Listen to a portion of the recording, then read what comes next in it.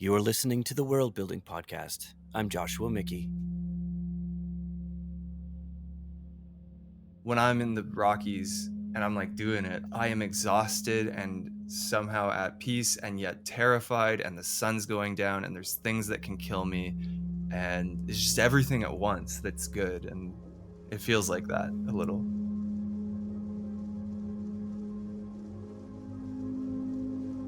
Listening to the single Fast Twitch, the ear is transported to a pristine landscape, the crisp early dawn of the valleys in the Canadian Rockies. A vast space filled with sunlit melting icicles, moss waking up to the morning warmth, and the awareness of walking through a predator corridor. A journey through the eyes of the animals in the valley. At least, that was the first time I listened to it. What I love about his work is the music's ability to tell a story with every listen. It often leads to a different direction. It's minimalist, interpretive world building. I'm talking with the artist and musician Jonathan Kawchuk on what goes into crafting these audio landscapes, the journey getting there, and the solarpunk genre. However, before diving into this episode, it is my pleasure to share with you the song that inspired this conversation, Fast Twitch by Jonathan Kawchuk.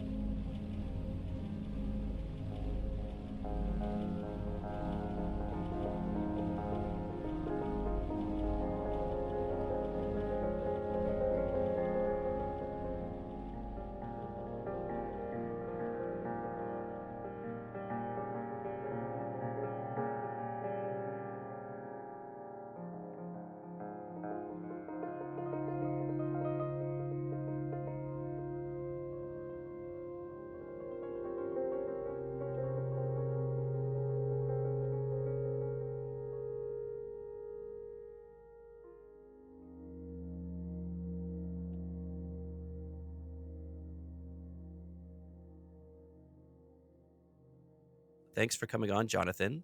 We met each other through a mutual friend in Toronto. And funny enough, though we haven't really been able to collaborate with each other, we seem to be running along the same themes, a lot of the same, I guess, practices and ideas. Let's hear a little bit about your, I guess, comeuppance. Comeuppance, yeah, totally.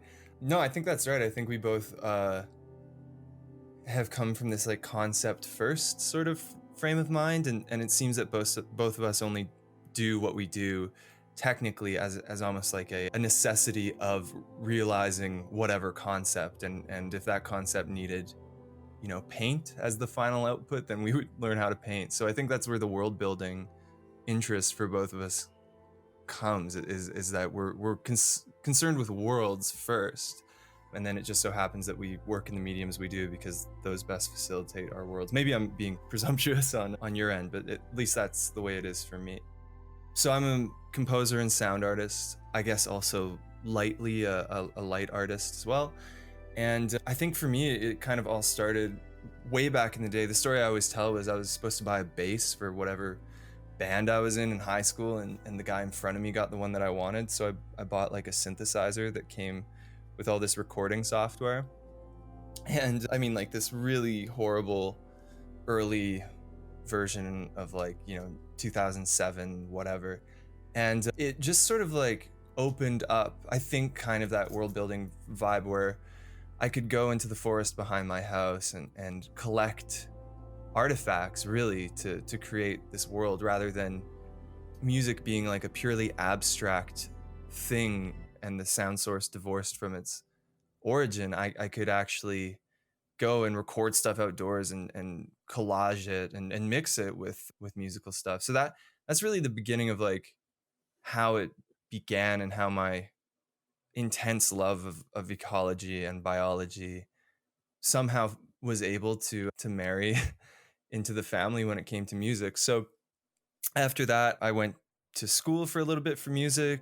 I did an internship in Iceland for recording. I went to Vancouver for school for a year. That was classical. I went to the UK. That was a more like recording and pop things. And then I lived in Scandinavia for a long time. So I've sort of been gallivanting between cities and countries and even sort of disciplines. I was always doing my thing, but there was like strange and rare and beautiful fruit to bring back from whatever far off land. I studied jazz, even though I don't make jazz, and I studied classical music, even though I really don't do concert music proper. And I studied all this stuff because there was, I guess it's sort of almost like a game design mentality, right? Like there was no school to do the thing that I wanted to do these like kind of audio world building things. There was only bits and pieces that would allow me to like make that stuff. So that's sort of the And come up story, I suppose. how young were you when you were like, I think this is kind of what I want to be doing? Yeah, I mean, I think it was pretty young. I wasn't like studying Suzuki method when I was 4, that's for sure. I was like fumbling through guitar lessons for like 2 years in elementary school and quit. So it was really only through like falling in love with, I mean, I was so into music always, all kinds of music, and that's still my job. But wanting to participate in, I guess, being fascinated by like super opaque stuff, which is something I guess we can talk about too. When something seems impossible to make and I have no idea how it's done, it just like makes me want to do it. And whether Mm, that's, early in the day, it was like, how the hell do you even make electronic music? I gotta learn. And mhm. for me, I was like really into punk and metal, and I still am. It's still a huge part of my life is how visceral that music is. And it's still very like secretive almost, or very hard to figure out. But how to do like harsh vocals properly is really like an Technically almost challenging. like technically challenging pagan art. Mhm. There's ways of doing it, but no pedagogy. And like you're using either your vestibular folds, or sorry, I'm getting that wrong. You're using your arytenoidal cartilage, which is not what we phonate with normally. So you're using this like for all intents and purposes second set of vocal folds that no one ever uses. It's like super magical. And so when I was in high school, I was like, fuck, I gotta learn how to do that. I need to start taking voice. And then so I started taking singing lessons, and I started singing more, and I started getting into music seriously and writing. My dad's a researcher, so I always came at it from more like of a hypothesis and experiment thing.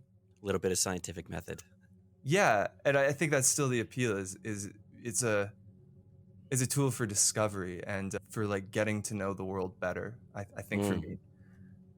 Yeah, I've definitely found that when approaching an idea, or I guess an intention, with that kind of open-mindedness, I mean, I've definitely, maybe you've done it as well, but there's definitely times where you get like a very crystal clear idea in your head and you're like, now I need to make this.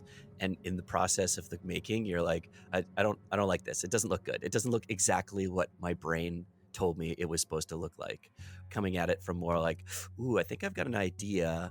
I don't know what it even will look like. Maybe I can try this, this, and this. And if it looks good and it feels right, maybe I can take another step and see what that looks like and see if there's more to add or less to add.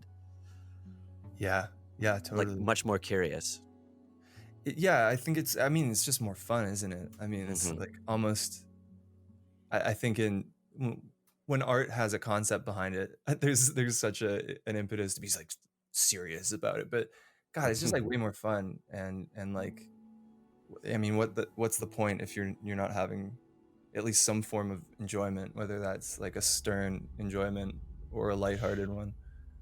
Can we talk a little bit about the time that we met in Toronto? There was an album that you were showcasing. I guess it had been like pretty much wrapped up, and you were already thinking about what the next project was going to be.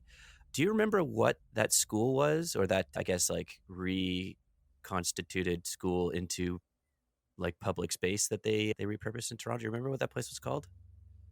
Oh yeah, it was Arts Hab. It was the Arts Hab space on. It was close to like. Like Shaw?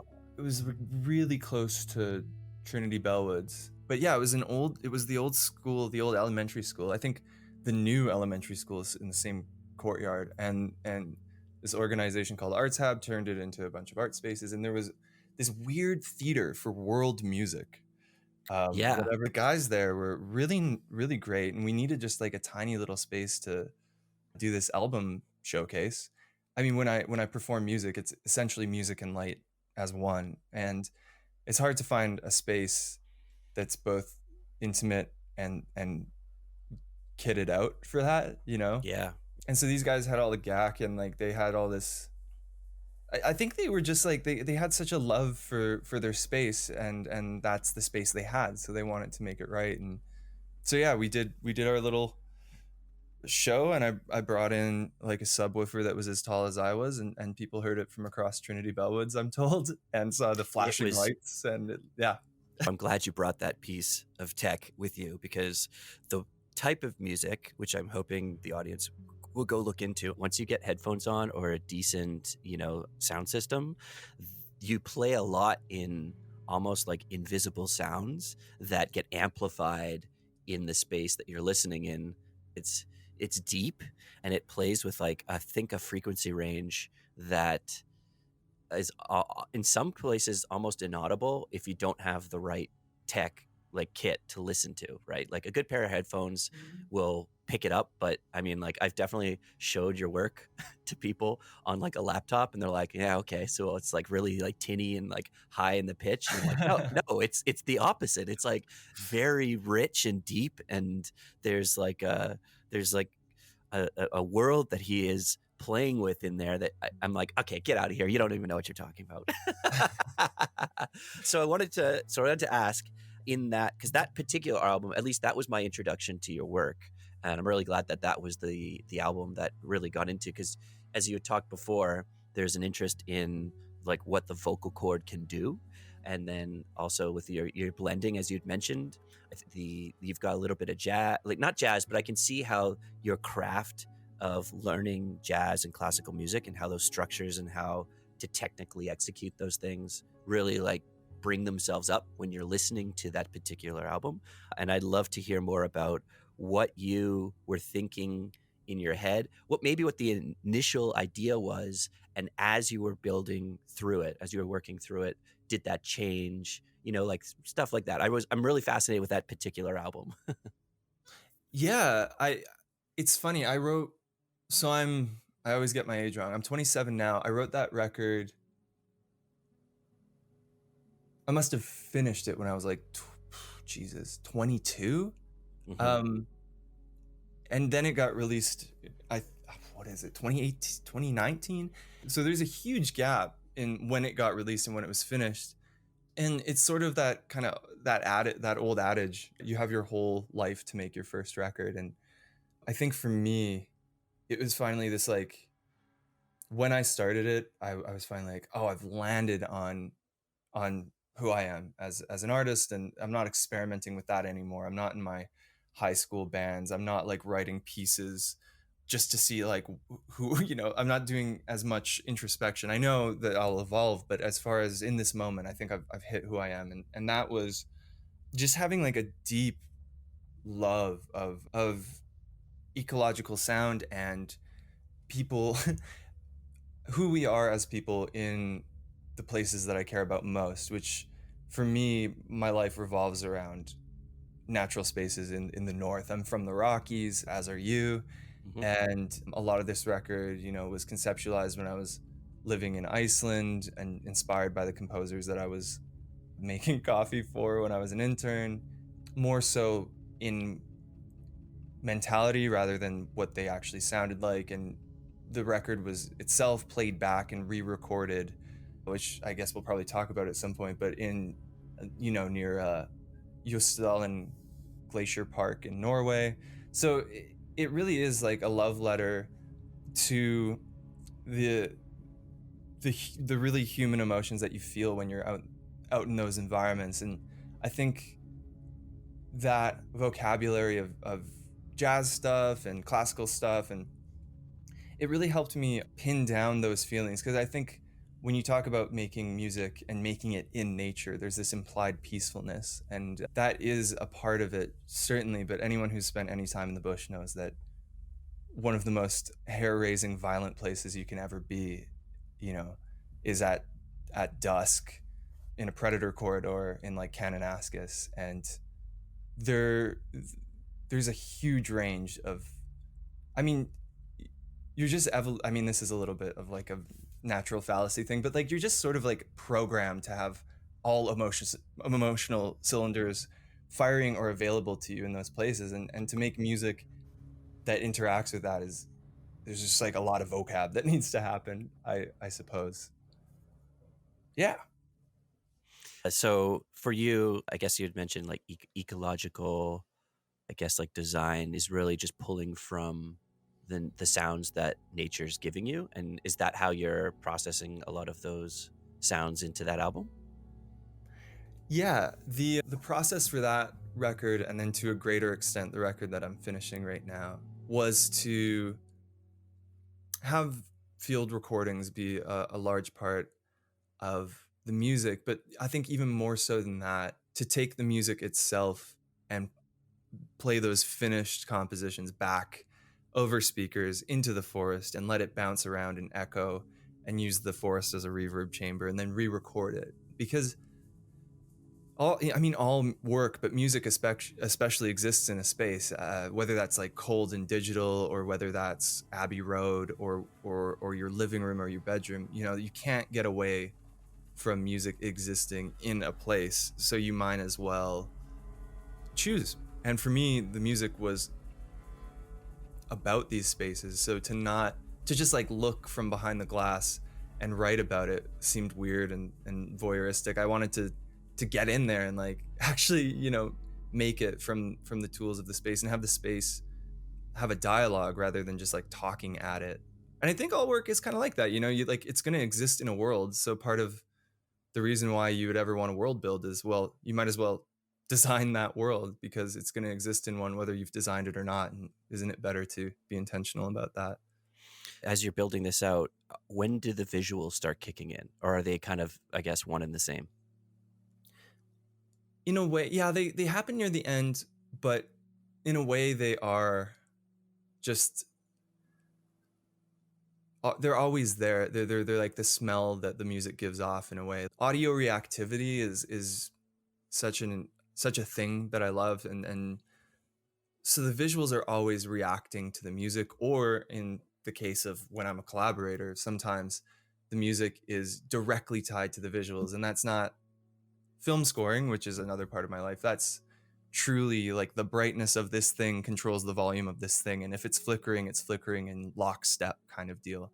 So Mm-hmm. the visuals exist, and there's not it's almost like you set them up and then you let them grow, and you don't have to massage them too terribly. I think a lot of the mentality around this stuff for me is, it's like cooking, or that Jiro Dreams of Sushi was such a wonderful movie for me, because the guy, he's not adding a ton of complex ingredients. He's there's like 3 ingredients in each piece of sushi, but he is obsessive about the quality of those ingredients. And I think, to for me, music and lighting is the same way. You just make sure that you've sourced like really excellent material, and then you just let it do its thing, and you don't muddy the waters too much. So it all And kind of exists. And this one in particular, though, you used breath. It was a forefront as like the instrument. Funny enough, because I'm getting into like meditation now, so I'm all like focusing on the breath, and the visuals only seem to grow, and they're super minimalist, which I think was what made that particular experience very powerful. If you've, and I'll probably link in the description below, there's a YouTube video. There's two of them actually, where there's the absence of space and the wholeness of space, and there's it's a square. It's just a simple square shape, in the center, and I think a sphere shape as well, and just a gradient of color that swaps between the two spaces of negative and positive, and it's done in a way that is choreographed nicely with the music. And when you're in that space, coming back to that particular performance, I think that like you hypnotize the audience. People just kind of like stopped doing what they were doing, and like everyone had time to socialize and like have a couple drinks, and it was interesting to see how quickly everyone settled in to what you were trying to communicate and get those good feeling vibes going on. And it lend itself to, what was it? His name was Owen. I forget his last name. The touch Oh designer yeah, artist Owen that you Kirby. worked with. Yeah, Owen Kirby. Yeah, he's an interesting character who is I guess like a visual artist. He was the counterpart to your excuse me, your audio experience.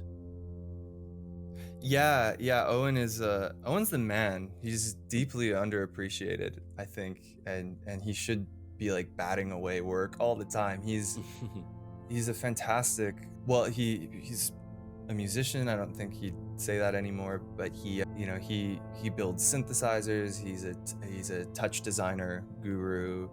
He's also like a fanatical isopod breeder. So he breeds isopods, which are like those little pill bugs that you like, wood lice basically.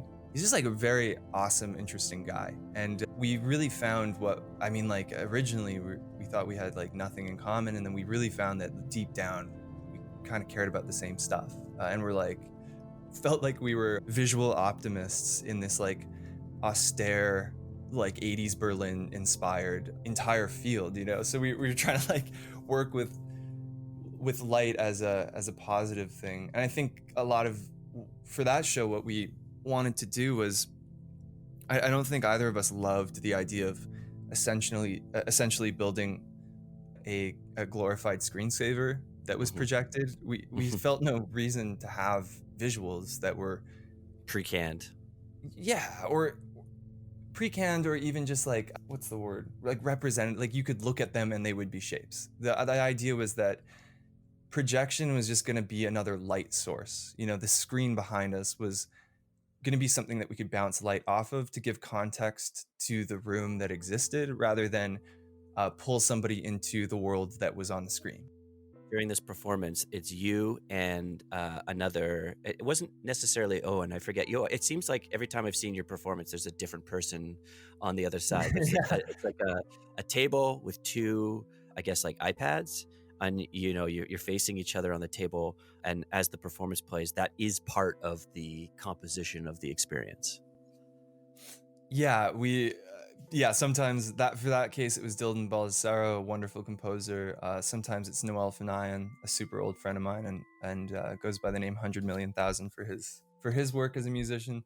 Yeah, I just like hate wires and like mixers and stuff. They're visually cluttered, and it's so opaque what you're doing on them anyway, that I thought like, okay, well, if nobody's gonna understand what I'm doing, I might as well have like a clean surface so that the visuals and the light and the sound can speak more, instead of people trying to figure out which wire goes where. iPads, no wires on stage, no computer on stage. I mean, under the hood there's some really difficult stuff going on, but the iPads themselves are just controlling an offstage rig. And so yeah, just like wireless, just two little screens. We're on a table it's always hard to find like a nice looking table that isn't just like a picnic table. Like a fold out table. Yeah, because it's part of it, and we're sort of in profile to the audience, looking at each other and interacting, and sort of just working on the iPads is kind of the vibe. And we try to get out of the way as much as possible, but still provide a human silhouette by which you can contextualize like the size of things, which is an important thing for nature photography. So I thought maybe it should be an important thing live. And this album and the one that followed, you got the attention, or I should say rather, leading to this current album, you were going to the Banff Media Center. Yeah, I've developed... I want to talk a little bit about that. The Banff Media please. Center, for some people who don't know, is a magical place in Canada, in Banff. You go up on a mountain and you are provided with a resident, like a little room, residence room. It has the most comfortable bed you will ever sleep on, with the backdrop of the Canadian Rockies, untouched, pristine Canadian Rockies, just looking out your window. They have a Red Seal chef who cooks you 3 square meals. And this place, it's a retreat, basically, for all things creative. It's not just musicians, it's artists, it's designers, writers, dancers. I mean, electronic gadget people. Like if you've got a creative idea and a means to execute it, and you need a space to kind of explore it, this place, I haven't been anywhere else in the world that's just perfect for this. The best part about that is in your day, you kind of focus on what your craft is, but always at night, everyone comes out of their like little holes and meets each other, and the cross-pollination of different ideas, personalities, it's like this. I can't speak enough good magical things about this place. Oh yeah, I mean, it feels like there's a catch. It's so, but there isn't. No, it's artists Jurassic Park is what the complex feels like. It really is. It's so good. Yeah, I mean, I think my first experience at the Banff Center was like truly the best time of my life. I mean, it's like they take you up to the top of the metaphorical mountain of your life, and they're like, here's how good it can feel to make music and to be part of a community and to all feed into it and to have the resources you need. And also, we're gonna let you use our multi-gazillion-dollar studio, and you're gonna have a little hut in the forest where you can make music. And now that you know what that feels like, we'll take you back down to the bottom, and you're gonna have to walk up yourself, as for the rest of your life. It's beautiful. It's beautiful. And I've developed quite a relationship with the place. And while you were there, I'm like a hangers-on, basically. Yeah, I mean, I wish I could just stay there for a bit. I don't know if I'd ever teach there, but I mean, that's definitely a way to get in. If you want, you can always teach. Yeah, I have once worked there briefly as this thing called an artistic associate, which is like your halfway staff, halfway an artist, and it was wonderful. Oh, and I should mention to the international listeners, whoever they may be, in Canada, we have an interesting, weird grant, I guess, bursary system. A lot of our initiatives in the creative space are funded through the government. This particular place is also subsidized significantly by the government, which is why they have the best equipment for the task at hand and the space that like fills in an artist's Maslow's needs so well, because the government supports it. Whereas I mean, like my American friends, when I talk to them about this place, and the Americans that come visit the space, are kind of blown away that is even a thing.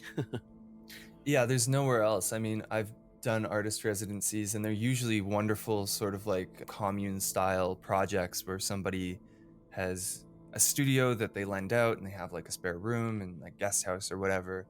But the Banff Center is like, it is truly a giant institution, and they basically, their model too, outside of government funding, is they run these massive conferences. There's also like a whole science wing of the Banff Center, and like for math specifically.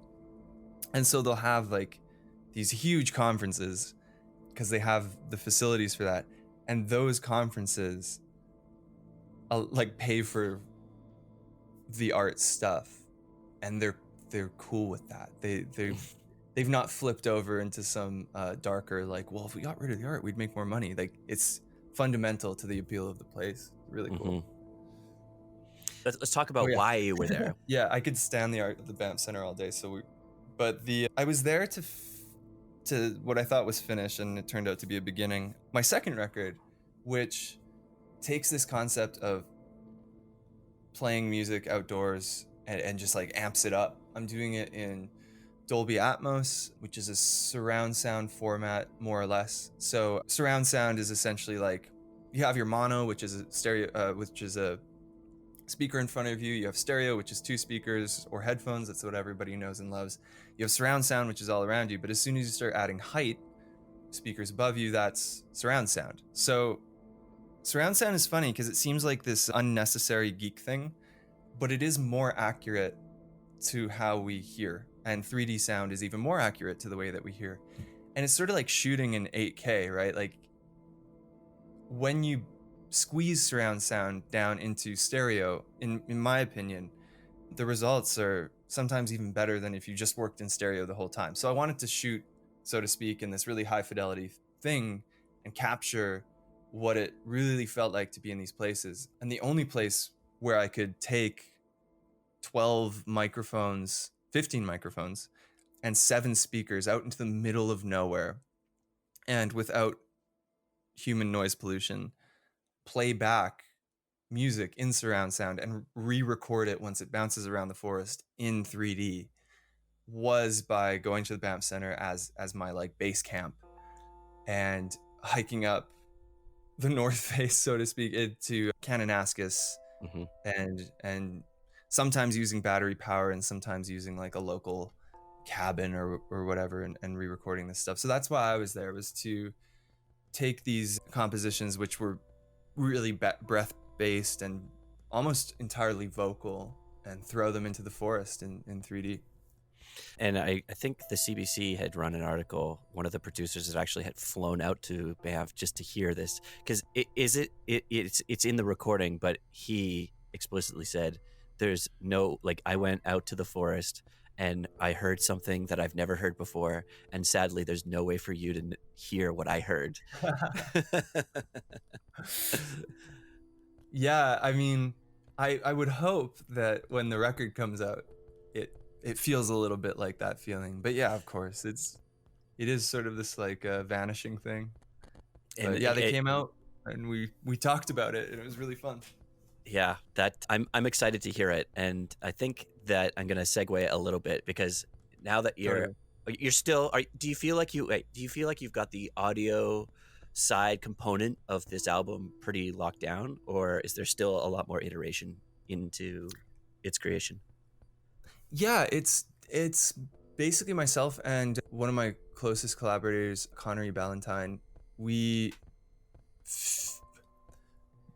process of the record was like 5 years or more of writing and recording and like terabytes of material.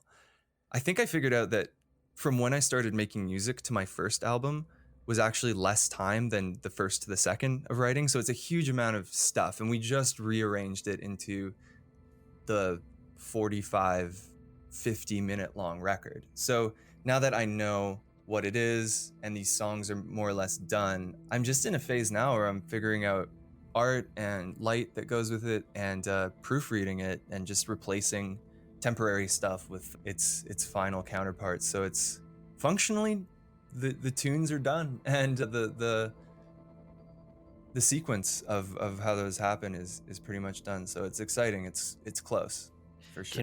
Can we talk a little bit about your process in the consideration of the presentation, the experience that people are going to see beyond just the record? Like, 'cause I know you're a performer, so this is going to be seen as a piece that people can go to, right?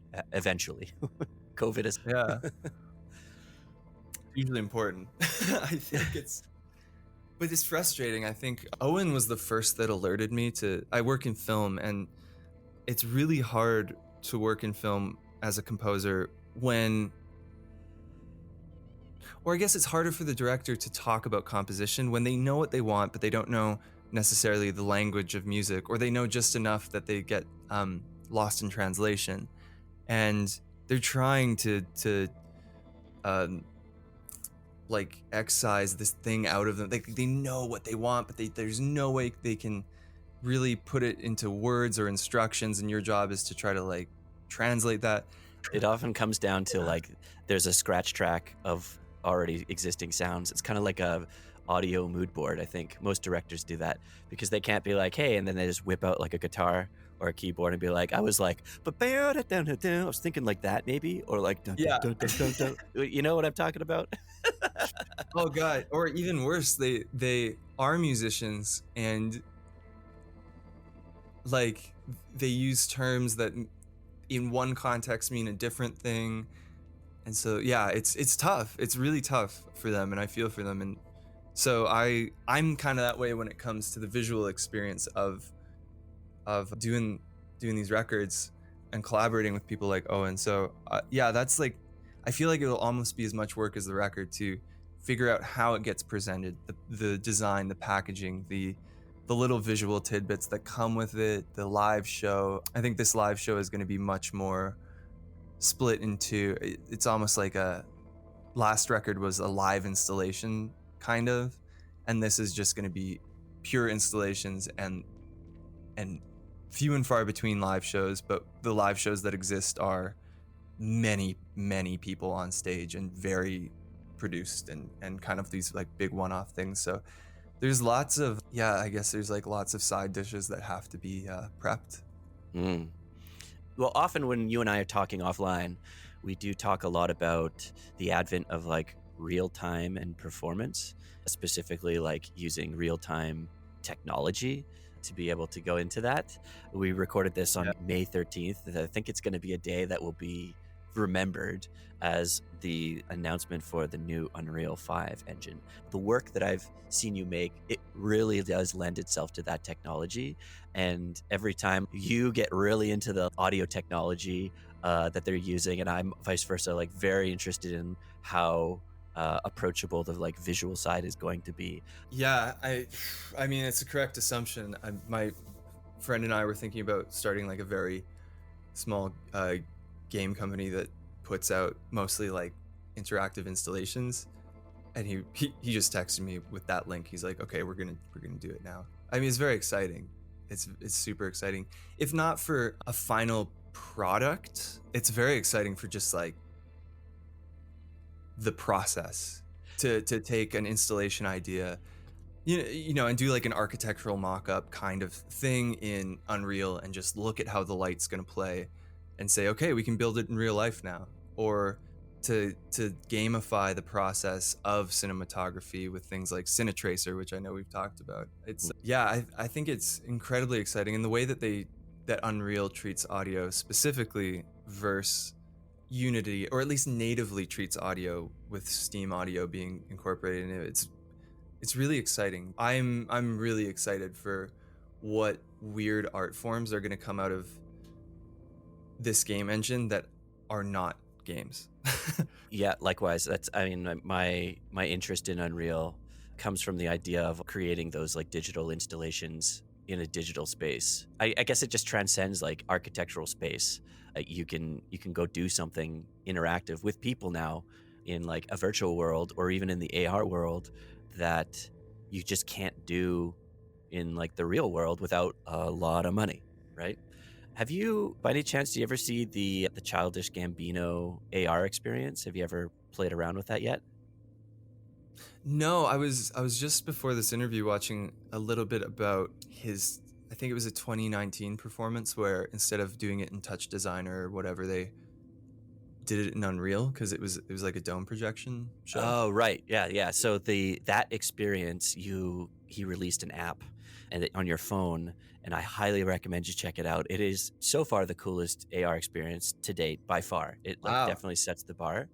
It's a beautiful audio visual experience without revealing too much. You're able to like walk into a physical different part of your room, which is a different space in the experience. You've got your headphones on and with your phone, and it's a cave, and you can kind of like look at glyphs and like icons, and they come to life and they start dancing around you.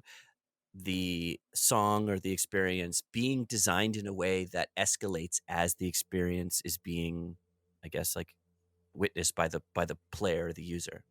Anyways, so it's something worth checking out. And the other thing they do that is really cool is it's totally multiplayer.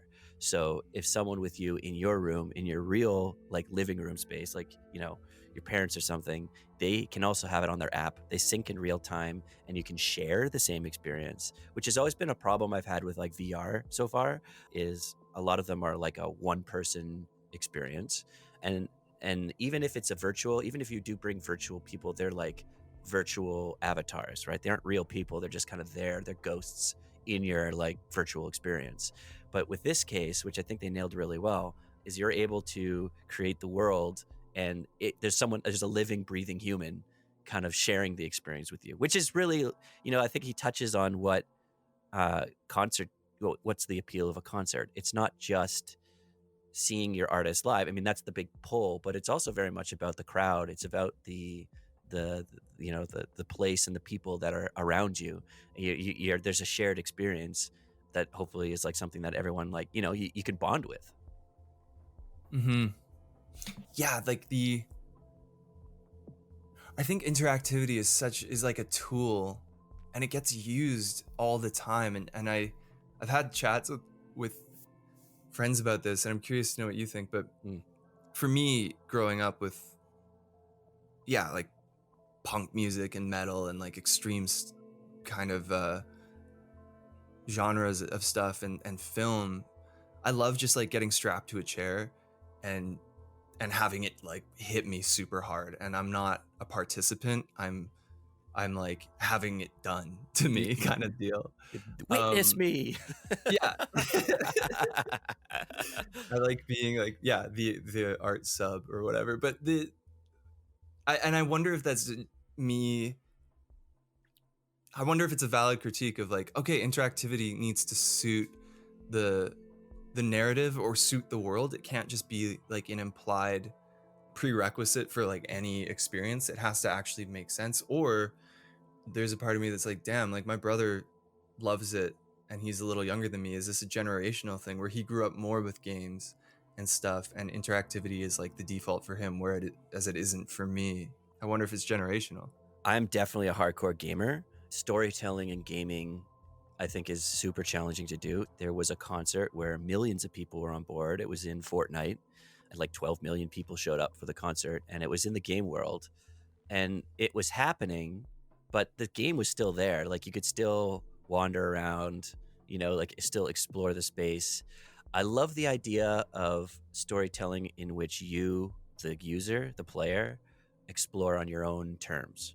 You get to interact with the story at your own pace, and however you want. And even if you want to break it, you know, like there's tinkerers, there's people that always go into a game just to see if they can break it, which is also an enjoyable experience. At the end of the day, you having something of a, you know, a myth that you built on your own terms, I think that's what's really appealing about like digital interactive game experiences versus, I think, film, which is very much a point of view.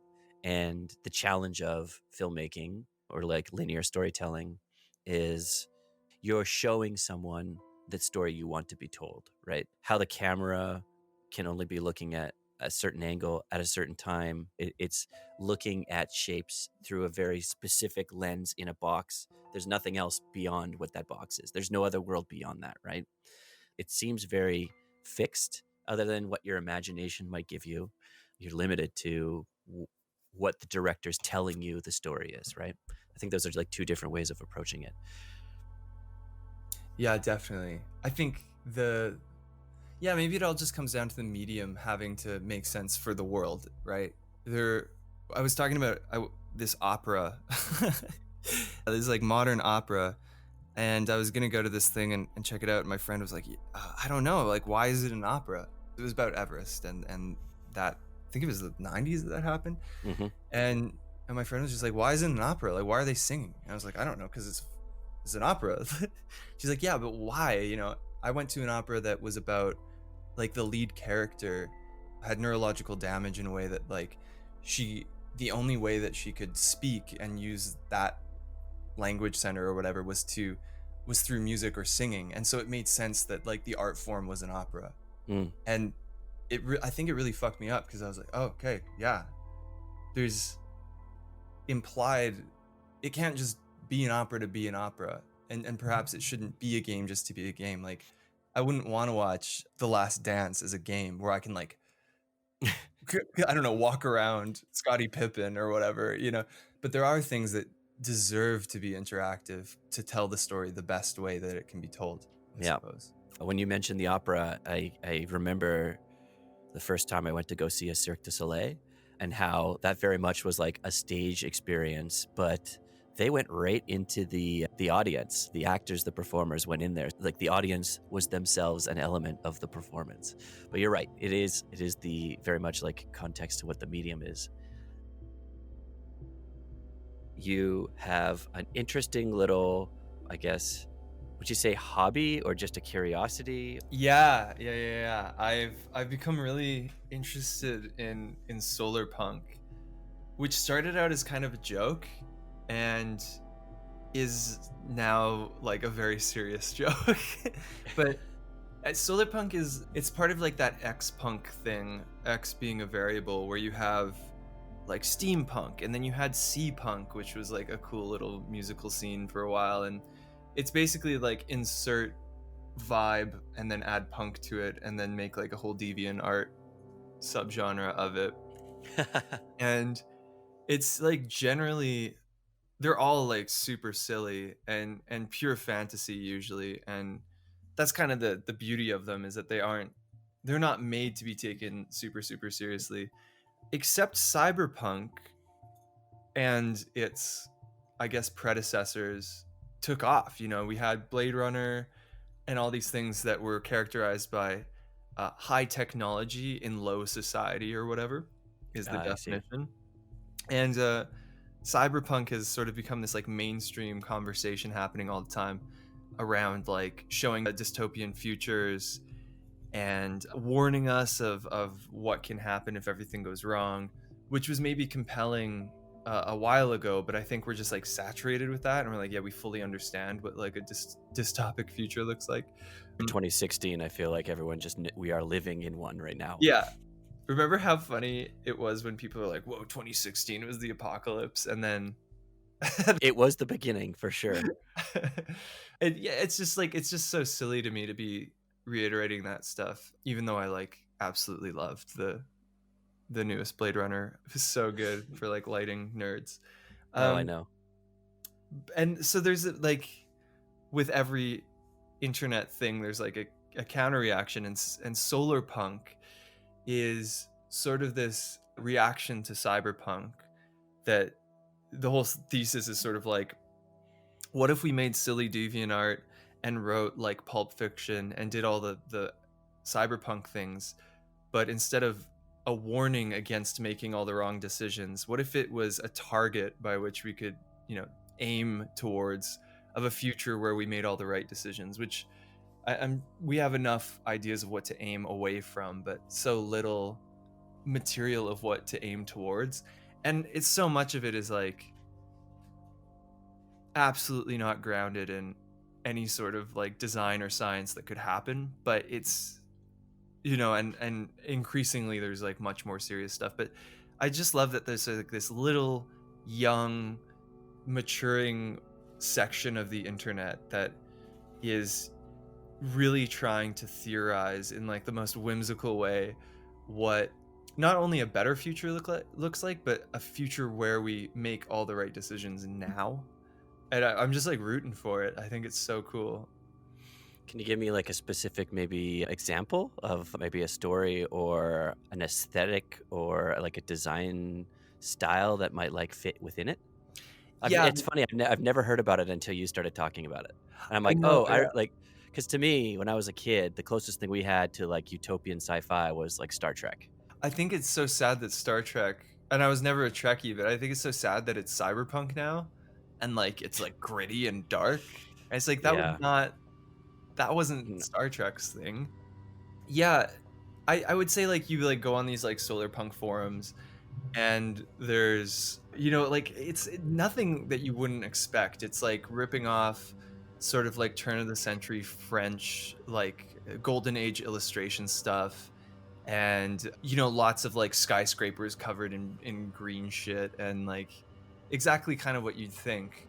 But it's sort of funny to view life and work through the lens of like, is this solar punk? A friend of mine like jokingly made a poster that says says that's not very solar punk of you, my man.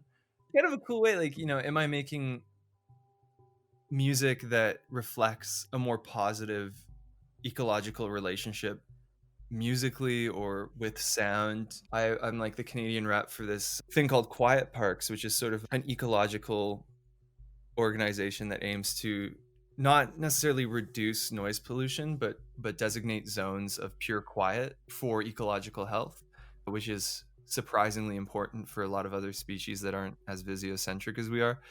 Thinking about like, when I do a thing, is it fitting in with this like solar punk future, or am I buying into the cyberpunk reality now? Is sort of like a lighthearted way of going about it. And I think for me, the now Pulitzer Prize winning Overstory by Richard Powers, this novel that everybody is reading or either loves or hates, that I loved, is like the hardest core solar punk shit in the world, even though it's not, maybe Richard Powers isn't even aware of this like very weird sub internet niche thing. So I think it's kind of like out there in the ether a little bit. I forget his name. There was an Italian architect who was the guy who invented the concept of the arcology.